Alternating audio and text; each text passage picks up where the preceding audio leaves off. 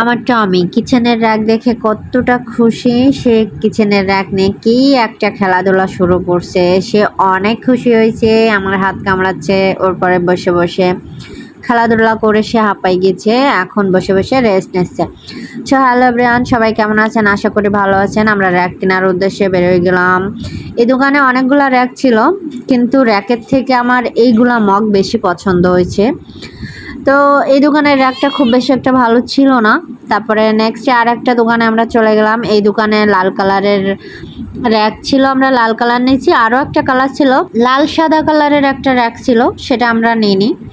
তো লাল কালারেরটা আমাদের কাছে বেশি ভালো লাগছে, যেহেতু রং লাল, ময়লা পড়লে খুব বেশি একটা বোঝা যাবে না। এটা ছিল ওভেনের র্যাক। তারপরে আমরা কাপড়ের র্যাকের কাছে একটু এসে দেখলাম কিভাবে কাপড় রাখে, এটা সেটা আমি দোকানদারের কাছে শুনতেছিলাম। পরে উনি আমাকে খুব সুন্দরভাবে বুঝিয়ে দিল যে আপু অলের সাইডে রাখবেন, তাহলে সমস্যা হবে না, ফাঁকা থাকবে না, তখন অলের সাইড আটকে যাবে। তো এই হচ্ছে আমাদের ফাইনাল লুক। আমাদের র্যাকটা কেমন হয়েছে সবাই একটু কমেন্ট করে জানাবেন।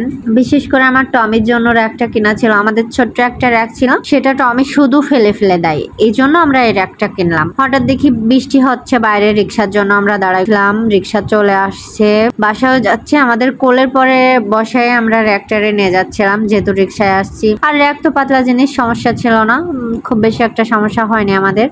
অবশেষে বাসায় চলে আসছি। আমার টমিকে নিয়ে কিছু সময় দুষ্টমি করলাম।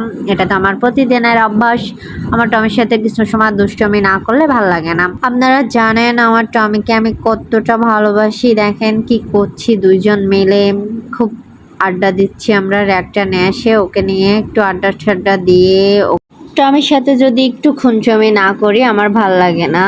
তো ওর সাথে কিছু সময় আড্ডা দিলাম, ওকে চুমো দিলাম, ও আমাকে একটা চুমো দিল। দেখতেই পাচ্ছেন সবাই ও কতটা খুশি রাখবে। এই যে খুনচটি হচ্ছে আমাদের মাঝে, ও থাকবে না করলে আমি জোর করে রেখে দিলাম। ভিডিওটা ভালো যদি লাগে সবাই লাইক কমেন্ট শেয়ার করতে ভুলবেন না।